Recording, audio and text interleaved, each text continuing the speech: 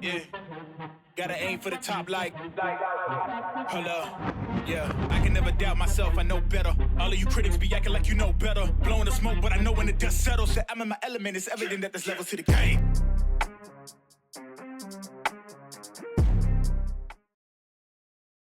So what's happening, people? Welcome back to the Athletes to Athletes podcast. Today it is just the duo as Justin is tied up. As we said, some days it could be me and Reed. Some days it could be Justin and Reed. Who knows? It depends on scheduling, but we're always going to be here to talk about the topics or topic for today. And the topic at hand for us today is these new roster caps that have been released, something that we knew was coming as they continue to release more and more tidbits from this House versus NCAA case. And to kind of set the groundwork, let's, put it out there that none of these things are set in stone yet. Not even the verdict of the case, not even the settlement is set yet, because all parties still have to agree on it. So until all parties agree, all these things that they are releasing, while they have agreed upon them, they have not signed it and signed any of the documents or put anything, put it on wax, as they say. So as of right now, these things are, just kind of stepping stones that they've already put together, and what things could be and most likely will be once all parties agree to it. But let's, Rita, I want to go to you just to get your initial thoughts on when you heard the new roster cap and the new scholarship caps that they're putting on these college sports. Potentially it's coming in 2025, 2026. Yeah, I love the preface that you put on there because to be honest, I'll be curious if we go back and listen 2 months, if, all of this is still what they say it is. But, it's funny. I think, the article that you and I both read that kind of broke down, what those caps are going to look like and some of the impact that Title IX it's going to have and some of the tiering stuff. We're going to talk about all that today, I'm sure. But it's sort of this weird kind of like you see some stuff and it makes you smile, and then you kind of get a little farther down and it kind of makes you go like, oh, geez. Yeah. And it's this weird kind of almost roller coaster feeling as you look through there, because you talked about it before we kind of jumped on. There's kind of this good, bad, and ugly component of this whole thing. And the first thing you see right off the bat is the good, right? We have this additional chunk of scholarships that are going to be available at the Division I level, primarily for, they talk about the kind of the big five they're talking about are football, basketball, men's and women's volleyball, and then softball, baseball. Those are the sports that they're kind of emphasizing, but that's, millions of dollars in support for these kids and the ability to come and play. And on the surface, man, that is awesome. And then you start to think about, okay, how are we going to fund this?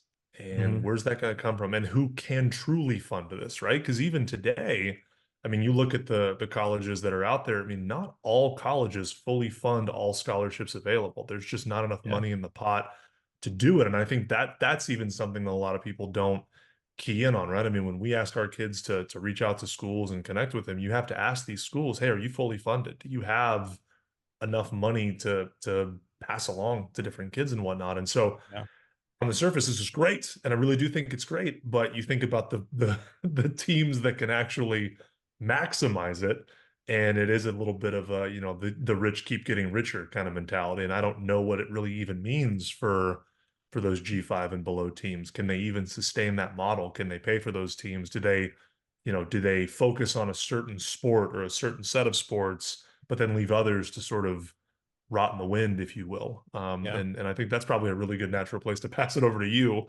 as it pertains to some of that tiering and some of the things that we're seeing coming in on the other side of this. Yeah, and it was a couple of weeks ago. I also have a wrestling show where we talk all about nothing but college and international wrestling. And one of the other guys on the show with me said he had talked to a friend of his that works in administration, and to prepare for a lot of these things, and he said this before this article came out where they talked about tiering all their different sports.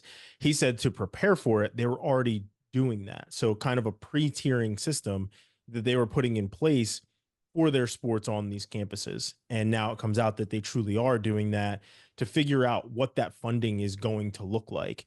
And as you said, they're, baseball, softball, and football, are among those big sports that are going to get a huge boost. Football going from 85 to 105.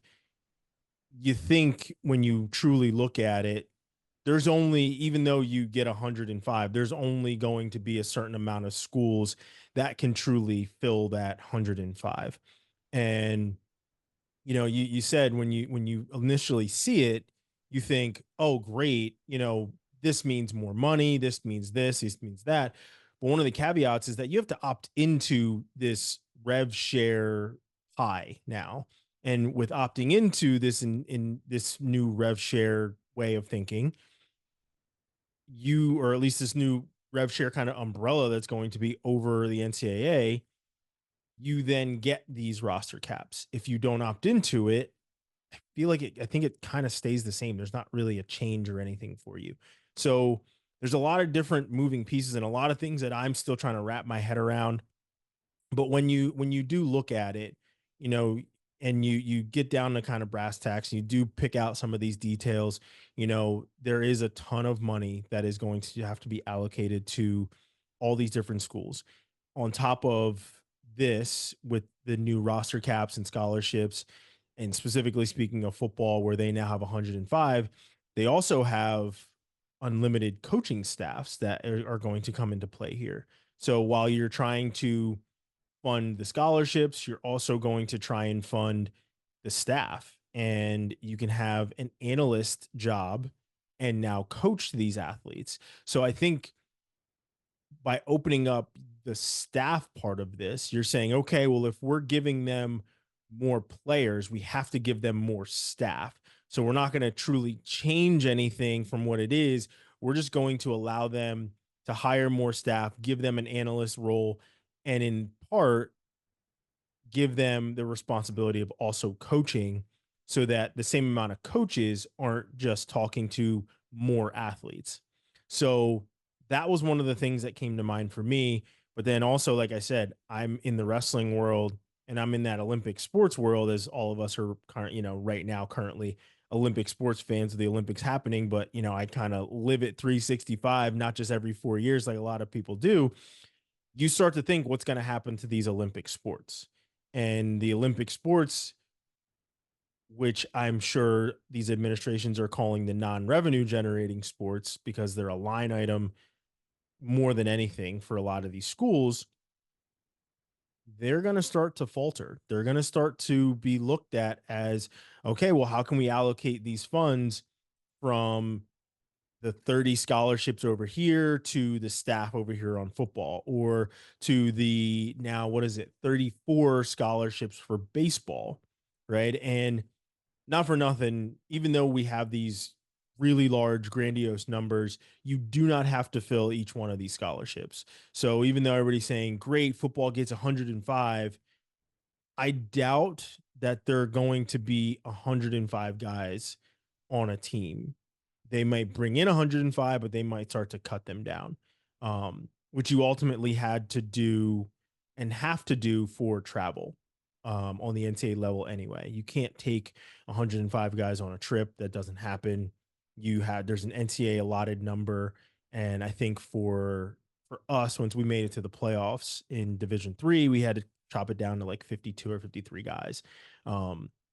Which I think is normal for Division 1, where there's only about 50 some guys that are traveling. So ultimately, what I feel is happening is the professionalizing of the NCAA, where they're going to have, and they already do have, just practice squad players, but now you're going to have full practice squad teams that are able to practice with these guys. And you're not worried about whether a guy gets hurt or anything else, because it's true practice guy. Not just a redshirt guy you're hoping comes back next year, which happens right now. But on that wrestling side and on that Olympic sports side, like I said, they now go from, specifically in wrestling, 9.9 scholarships to 30. And women's wrestling had 10 full scholarships. They now also go to 30. Now, women's is still in its infancy right now, so there's not a ton of teams. Iowa is the number one team when it comes to it right now, mostly because these other schools haven't even formed teams yet. Lehigh will have a team at some point. I know Arizona State wanted to have a team. They were working towards it, but doesn't look like they're probably going to get there, as their number one wrestler, who is an Olympian and will be wrestling next week, is leaving Arizona State to go to Iowa to wrestle. Since Iowa truly has like a fully formed program right now, on the Division I level. So, but when you look at it and you say, okay, well, that's great. Wrestling, they need 10 wrestlers on a wrestling team, 30 guys in the room. That means they have 20 extras. They have guys for partners. They have, you have a second tier. But then you're like, wait a second. That means they're actually going to have to do cuts, because there's some wrestling teams that have an excess of 30. Most of them have an excess of 30 guys, over 30. Oregon State, for instance, has, or I think, around 45, 42, 45 guys, something like that. So if that's going to happen, you're going to have to do cuts. But like I said before, that comes with opting into this model of rev share. When you opt into the rev share, you opt into that roster cap of 30. If you do not opt into the rev share, if you're one of those schools, you don't have to opt into the roster cap of 30. And then you can still leave. And ultimately, if you do, you can still leave a couple of spots open on your roster for walk-ons and things like that. So they didn't totally get rid of walk-ons, but they truly did make this happen because football would hit their threshold of 85, like, what was it, Miami, or I think it was Florida, did this year with Cormani McLean, who transferred from Colorado to go there. They're like, well, we already have 85. Let's just give him a lucrative NIL deal. He can pay for his schooling out of his NIL deal, and we can get him on the team. And they put him on as a walk-on. A former 5-star recruit out of high school is a walk-on at this school. So I think that was part of the reason why they wanted to kind of thwart these things and not allow, a 5-star to be a walk-on on any of these teams. But like you said, the good, bad, and ugly, there's great opportunity in here, but there's also the holy crap, what's going to happen to the non-revenue generating sports. And that was just my thought. And then obviously Title IX, that they have to abide by, because if they do one thing with the left hand, which is men's sports, they have to do the other thing with the right hand, which is women's sports. And then the last thing, and I'll turn it back over to you, for me, is if there are going to be these roster caps, if you are going to opt into rev share, you're going to have, for wrestling, say 30 guys. I feel like that then, one, the transfer portal is going to be a little bit more insane, as a trickle down effect. But two, you're going to have more guys going to lower tiered teams. So Penn State's obviously number one. Oklahoma State is another big one. There's a number of other very big teams. Iowa, that's in there, that gets a lot of the top recruits. And there are people that want to go to these schools to compete and be on these teams. If that's going to be happening where they have to make cuts and they can't hold these guys on the team anymore, these guys and girls are going to look to move to other schools. Maybe they end up going Division II, going Division III, or just going to a school that is still Division I that has the space for them. Right. So it's going to, the good in my mind is that you're going to have guys that are leaving these schools and able to compete at other schools instead of being a backup at a Penn State or at a Michigan or at some of these other top tier schools. So that was my thought as well when all these things started to kind of come to fruition and when they released these numbers. But I want to pose the question for you, as somebody who looks at admissions on kind of on a daily basis, the way that you do. What do you think this happens for admissions? Do you think that since there's going to be roster caps, even though these numbers have exploded in certain sports, do you feel like the roster caps are going to drop admissions at all? If anything, I think if schools, go through and choose to fund those higher caps, in my mind, it would increase admission, because now the biggest factor that most families have in going to college is that cost. Mhm. So if you are eliminating that cost for a larger number of students, that's 25 less people, 30 less people that you have to have that financial aid conversation with. Now, if they can get that scholarship, it opens up an even wider pool of folks that you can offer that money to and expand and see different opportunities for. To your point though, on the it's with the good portion of being able to take that additional scholarship money, go somewhere else, transfer, have that opportunity. On my side for high school, I see it kind of on the other side of that sword, in the sense of I'm probably going to have more kids and we're probably going to see more kids taking opportunities at schools to be that 90th scholarship, Mhm. where if we all really sit down and look at the depth chart and we see where everybody stands, not to say that, there's always opportunities to improve, there's always opportunities to make a difference. But if you come in on the depth chart number 90, it's going to be really hard to tell that kid not to take that free education, take that free money. But are we setting them up to immediately go into the transfer portal? And, is that kid getting picked up simply to not go somewhere else, as a strategy component? Or, hey, we've got it, we may as well spend it. We'll stick them over in the corner. If it works out and we get lucky, great. If not, I'm not worried about it.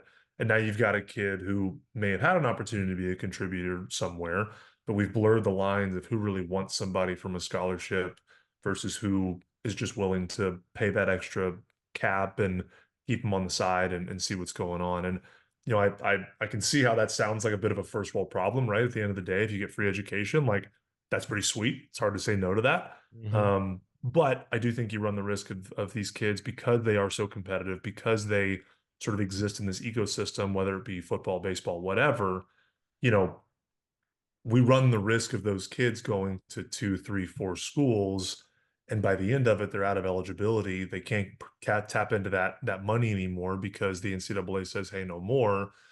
But they've still got 2 years of classes they need to take because stuff didn't transfer when they went from here to here to here to here. And again, at that Division I level and at that Power Five level, I even see it too. There's a lot of kids that just are not, that's not the priority. That's not what they're Yeah. really focused on. They're more focused on finding a financial advisor or finding a lawyer and somebody to kind of help them navigate through a lot of this. But man, you can be at that Division I level, but if you're number 90 on that roster, like, we need to pay attention to what is going to happen after school is done. And I think we run the risk of putting a lot of kids in purgatory just because they see that number and they see that scholarship, and that's what they've been told the goal is, building up on this whole side. So, again, I think depending on which lens you come at it from, could be good, could be tricky, hard to kind of manage on that. But, we talk about these caps and we talk about these things. The numbers here, at just sort of those major quote unquote revenue, I guess, sports we could say that we're talking about, if they just fully fund those sports, they're looking at almost $30 million Mhm. additional in cost in the athletic department. And that's just for the cost of the scholarships and the cost for the rev share. Yeah. So that's not considering the additional staff, the additional support, all the hidden costs that go in. Realistically, what schools can do that? And it's the ones that exist in that P4 area. Everybody else, from what I understand, I mean, if I look at these numbers and I look at what that would do and what I would have to owe on the rev share opt-in side, I mean, I don't know how many schools are really going to do that, right? I mean, yeah, Oregon, Phil Knight's basically said, "Hey, I'll fall over and give you whatever money's in my pocket," which is more All than of it. anybody will make. Yeah, all of Unlimited it. Take it. NIL. So I imagine Oregon's probably a team that's going to opt into this, because Yeah. why not? You have that guy going after it.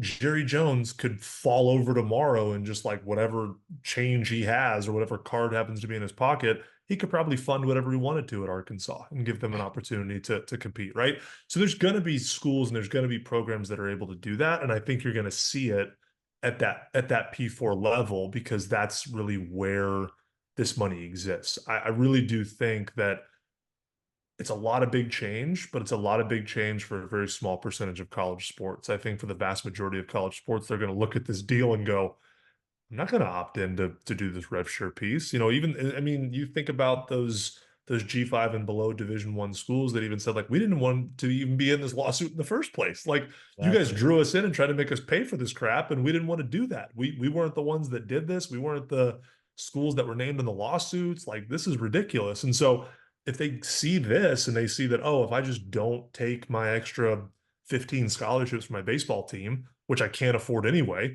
and I don't have to opt into the rev share program, why would I do that? But that gives me no benefit. And so to me, it really is just it appears to just be a program that was built in to give more financial power and freedom to those P4 programs to make that a more competitive environment, to up whether it be TV costs or rights deals or, whatever. And to be honest with you, as a fan of college sports, like, kind of excited to see what that looks like whenever Yeah, they can make these super teams, right?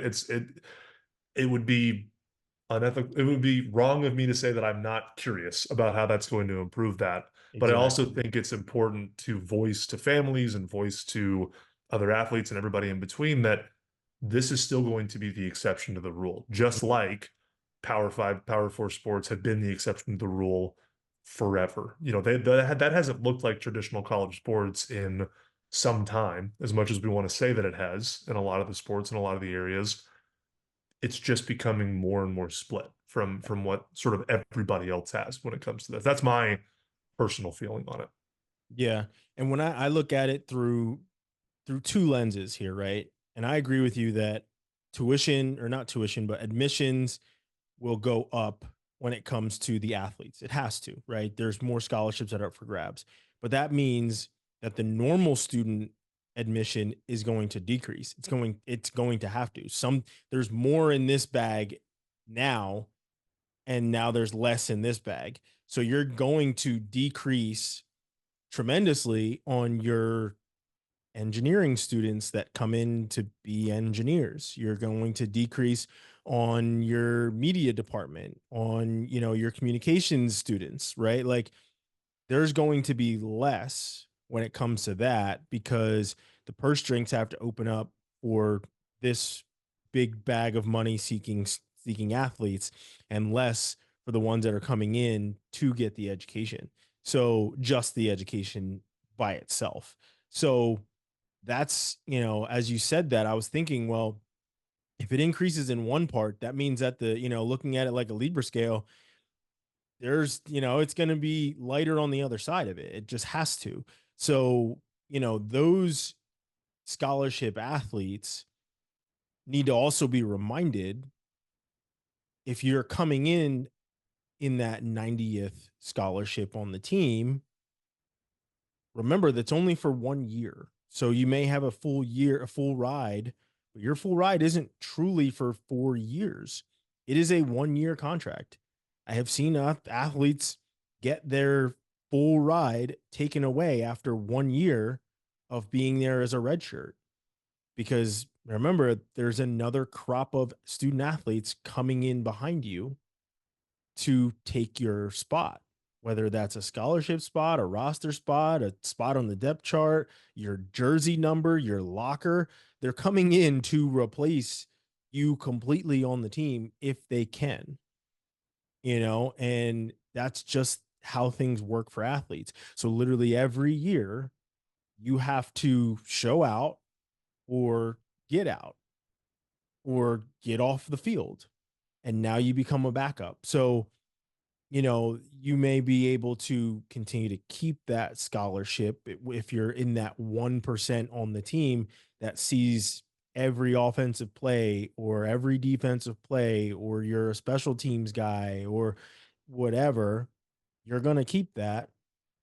But the kid that sees, oh, there's now 105 scholarships that are up for grabs at my dream school of going to UT, and I always wanted to play UT football. I always wanted to put on that burnt orange jersey. Now I get a chance to, because, Steve Sarkisian is sitting in my living room and he's telling me how much he wants me. And he's telling me right now that I have a full ride, or I have a full scholarship if I go there. I'm going to go. And it's the quality of your college life that is up for grabs now, where you get there. And that's the thing that, even for me as a D3 athlete, when I got there, I was like, all right, what does this look like? You get on the field, life is completely different, right? So your quality of college experience is now kind of on the chopping block, essentially, when you're that guy that is not on the depth chart, but you have a scholarship to go to school and play football in quotes for people that are just listening to this, air quotes, for UT, but you're truly not making an impact. And now you're getting up for meetings, you're, doing all the same thing that the team is doing, but at the expense of what? Your college experience. So certainly rethink just being that guy that gets one of those 90 scholarships and is happy to be part of the team. If that's for you, I'm not gonna, don't let me hold you, right? Like if that's what you want that experience, then you go right ahead. But that's just where we differ, right? I don't join a team to sit and watch. It's hard to just be on the sidelines watching a game.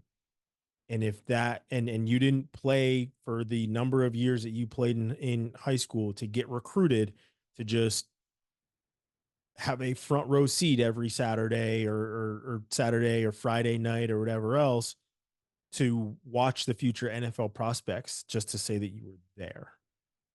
So make sure you're fully looking at what these contracts are, make sure you're fully looking at what these things look like and what your life would look like should you do this. Certainly, by all means, take the scholarship if you want to take the scholarship. I'm not trying to deter anyone's thoughts on this, but think about your impact, think about your quality of your college life.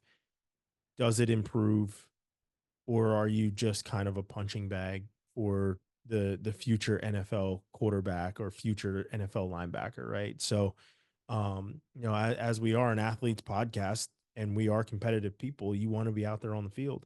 So hopefully that shines through when you're picking the school that you want to pick, and you're not just saying, I want to go there because there is a scholarship that is open and I can go there and do the things that I want to do.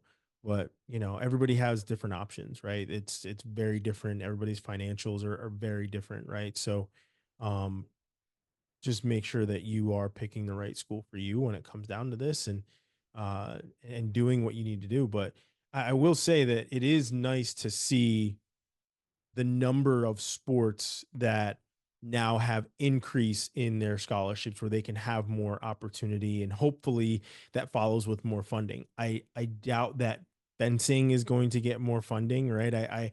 I don't know how much golf is going to get more funding as they go from, what is that, 4.5 scholarships down to 9 or up to 9. So they're doubling the golf team, but like hopefully there are donors that are behind these teams, which happens a lot in wrestling specifically, where you have these NIL collectives where the donors are coming in and pushing money in. Hopefully these donors continue to do the same, and these schools decide that, yes, this is a way that we can fund these sports and make sure that we are funding these teams is by the donors coming in and doing what they do. So, but yeah, like I said, good, bad, and ugly, and all of these things.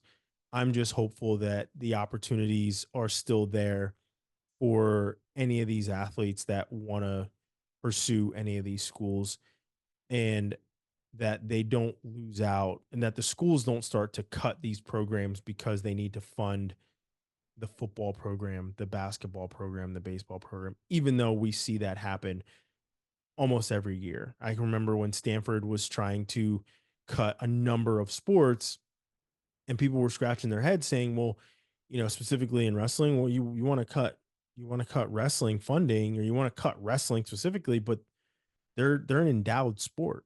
So it's your argument doesn't hold water here when you're trying to say that you're trying to save money or divert money from wrestling into another sport where they're a fully endowed sport. So you don't have to really truly worry about those things. So, but no, I just truly hope that the Olympic sports get the support that they need, that they can continue to stick around, and that we don't see things fully change.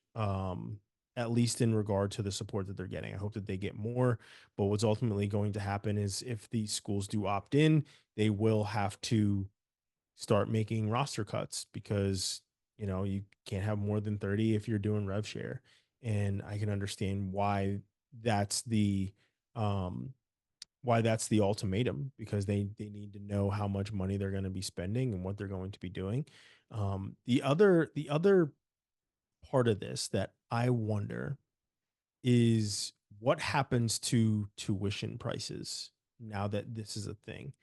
Do you think that there's going to be a change in tuition prices? I mean, every single year tuition prices change. Most of them skyrocket to the point where most people are being priced out of education these days.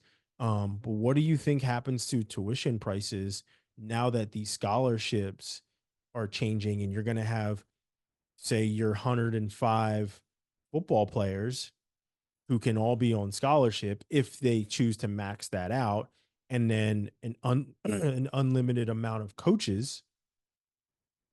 The regular students that are coming in that aren't getting these full scholarships like your athletes are getting, they're essentially the ones that are paying for their education.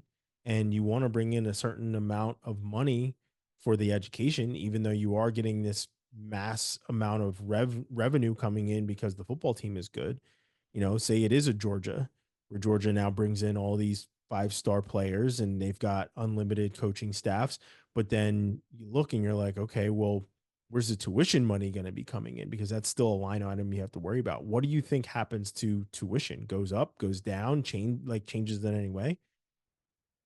You know, when I think about that, to me, I don't think that they could afford to really go crazy with that. I do think that there's going to be sort of a balanced approach to, I mean, every year tuition goes up because that's just how the capitalist college process is. How the world And works. we continue to convince people that everybody, needs one and it costs this and XYZ and whatnot. So it's always going to continue to go up. But I think the sharp increase, I think that's going to be fewer and farther between, only because, I would argue that you can make the argument that this additional scholarship money is essentially additional marketing money Mhm. for certain schools, depending on what you want to fund, depending on what you hope the outcome is. You think about a TCU making a run to the national championship. We talked about the effect that games and moments have on admissions rates and potential money out. I mean, there's no secret that sports are the best marketer in the world when it comes to schools and their impact. So I can see where colleges would want to kind of double down on that. I think the risk you run into is if you choose to fund these schools with the thinking being, well, we'll just have the kids fund it for now, and then we'll get a bunch of people that want to come in and be a part of the school, and that will increase our enrollment, and that will take the burden off of the tuition, and we can slow the growth in tuition. I think that if you take that approach, and if your team doesn't do great, if your team doesn't have that undefeated season, now everyone's looking around going, what in the world did we just do? Mhm. Like that people do not have the leash for that. Everyone already feels like they're overpaying for any college that they go to, whether it's private, in-state public, out-of-state public. Now you see this sharp increase, you know what it's going to, and you're not getting the results that everyone expected.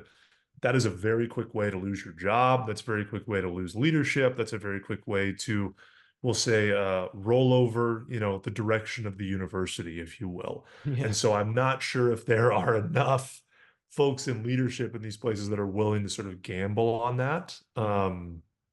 When it comes to making that decision on the backs of 18, 19, 20-year-old kids effectively. So, to be honest, I don't know if there's enough people that have the moxie, if you will, to kind of take that risk and see if it's going to pay off. But what I do think is going to potentially happen is I think that because they are starting to increase these number of scholarships, especially in these other, all these teams, to your point that you made about kind of the overall demographic of schools and the pedigree of schools, I do think the admissions office may have sort of a readjustment period, if you will, with these programs, and especially at that sort of high competitive Division 1 level where you hear about, UCLA is like a 9% admit rate, but if you write in, I am going to be the second string quarterback for UCLA football, they're like, man, you're in. I don't know. Like, it's Yeah. crazy. Like, you found, I think that that is going to become, maybe we do have that for the first 50 guys,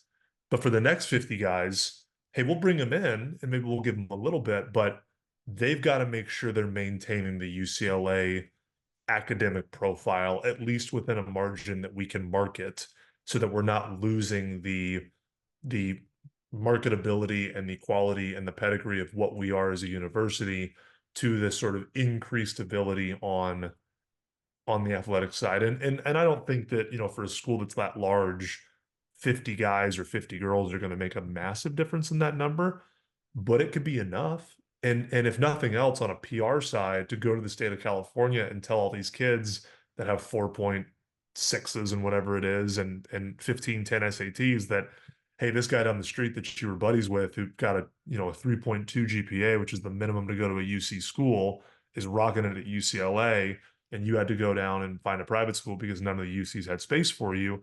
That's going to get old fast, especially if people start to figure out where those caps are and how that money's being spent. So I could see a world where the admissions office comes back and says, hey, listen, we can give you these 50 and we can roll with you on that because we know that we've got to have that to make it work.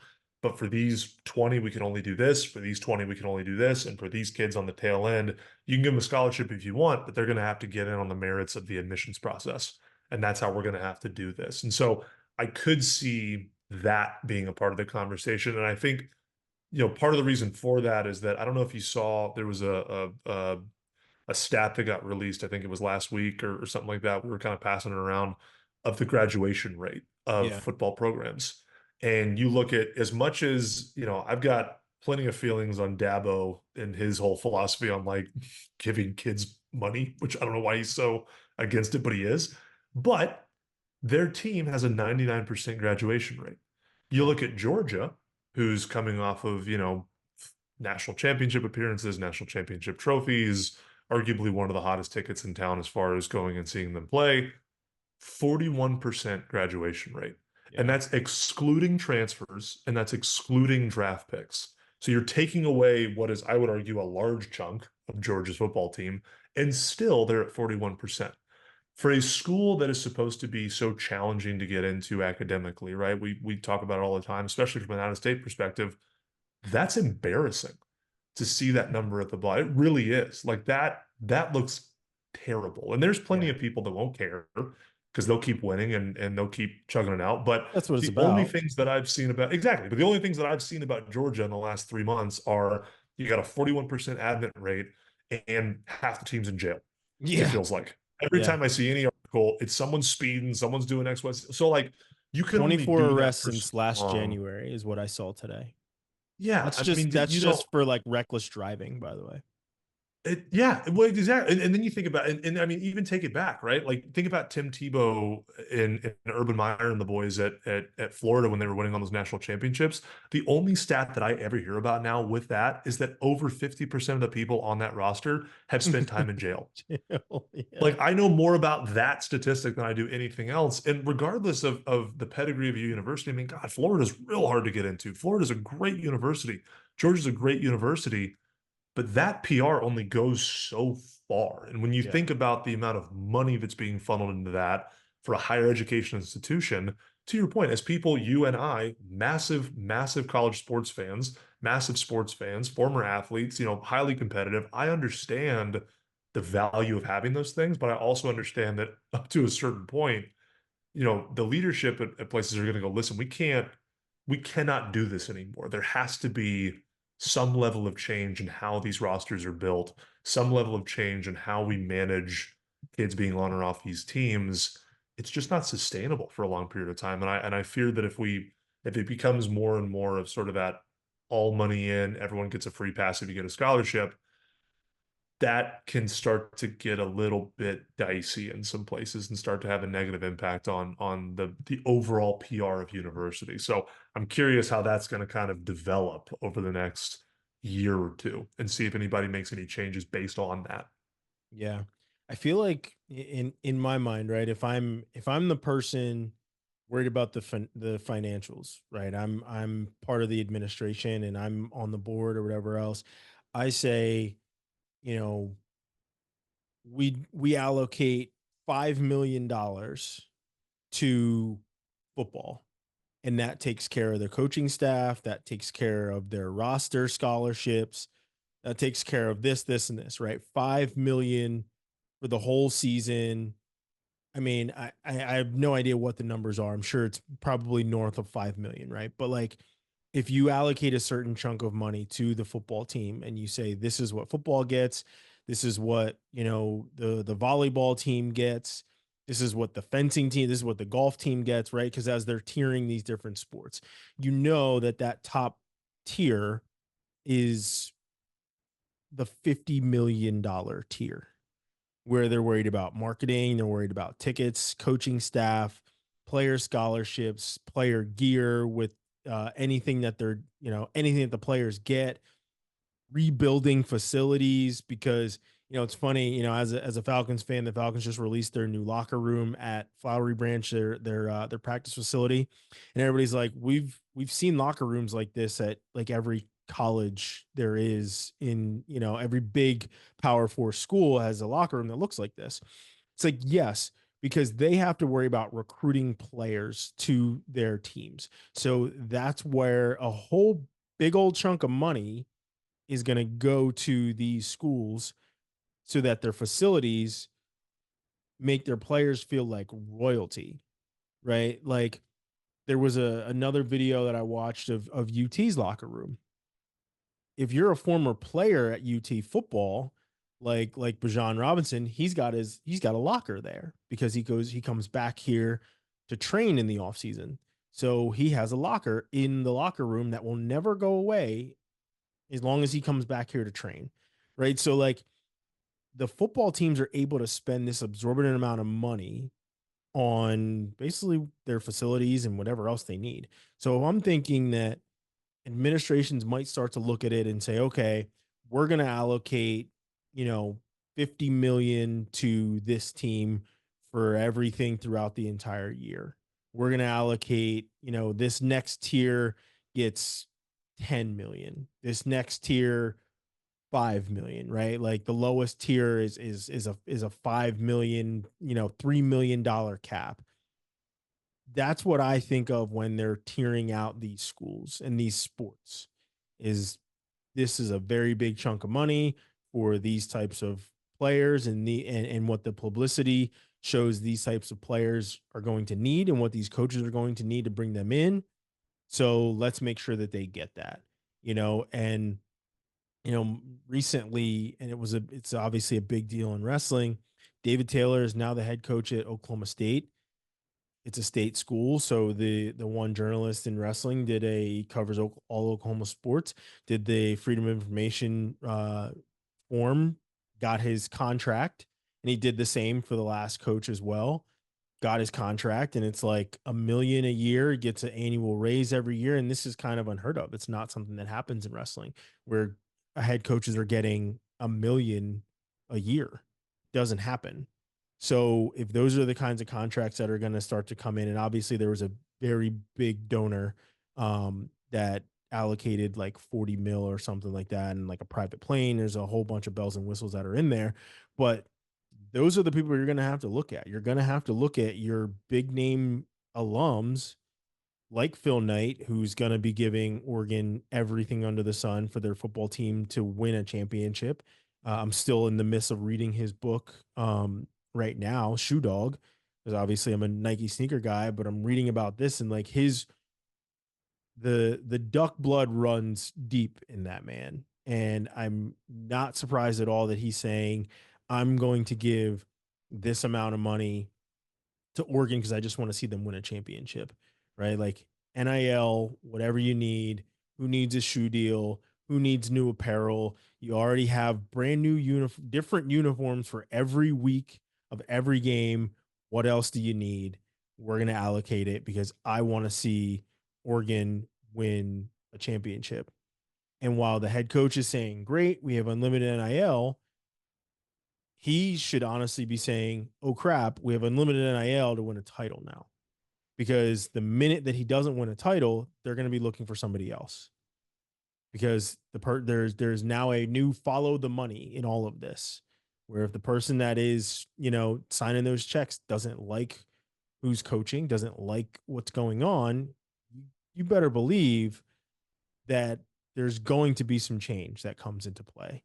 So, like I said, I think when it comes to the tier system, you're going to have to factor in a bunch of different things, and people are going to be worried about how much money is going into these programs, how much money are the students getting. There's going to be a lot more big dollar signs that are going to be getting thrown around over these next years. And that's my thought. I'll give you the final thought on this topic of what you feel is going to happen, or what your thoughts are on this entire thing, good, bad, or ugly.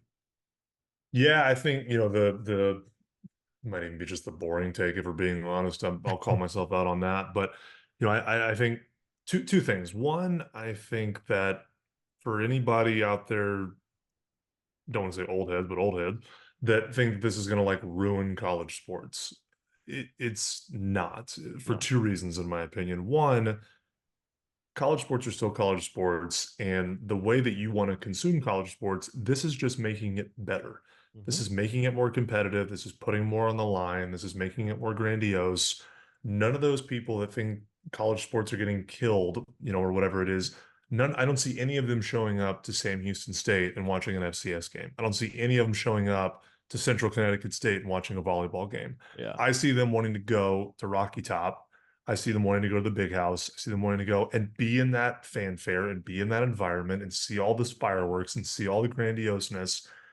That's what this thing builds. That's what this is. And so it's not killing college sports, it's changing it. It's different, looks different. And yeah, there's some tweaks in here. And yeah, do I love that Phil Knight isn't giving my team that I love all the dollars in the world and giving it to their team? Nah, I mean, like, that's going to probably stink whenever they start crushing us or whatever. Like, sure, that's part of it. And that's part of working this piece out. But college sports are still college sports at the end of the day. There is a finite and a very distinct percentage of it that is evolving in a different way because the market has demanded it. And we're seeing what that looks like, and we're figuring that out in real time. And it's exciting to watch that. And sometimes it's frustrating to watch that. And sometimes you look and go, how did we get to this answer for this? But it's working itself out. And at the end of the day, if you want that traditional true college experience, it's not going anywhere. There's 4,000 colleges out there. There's 1,500 NCAA institutions. Just because your school or the school you've cheered for doesn't look exactly the same as it did, or there's a dollar sign behind the guy who's putting up all the numbers that you've been cheering for the last 10 years, doesn't mean it's different. Doesn't mean it's bad or wrong or change. It just means that it's different. It means that it's evolving. And so I think that, the constant reminder for all of this is like, yes, it's all changing. Yes, it's all improving. Yes, things are different, but college sports are not going anywhere. And that is a good thing. Yeah. Couldn't have said it better myself. Well, as always, enjoy the conversation with you, Reid. Love the nuance that you bring to the conversation. And with that, we're going to close out today's show. So hopefully you guys enjoyed it. We'll be back again in a couple of weeks to talk about some other new topic. Maybe we'll touch on this one here once again as things continue to develop with this House versus NCAA case. Probably the next time that we talk, this case will be completely closed because I believe it is today when this podcast is coming out, which is Friday, that everything is supposed to be coming in. So being approved and signed off on and totally close it out. But who knows what we will be talking about next, but keep it locked right here on the Athletes podcast, and we'll bring you enough news for your car ride.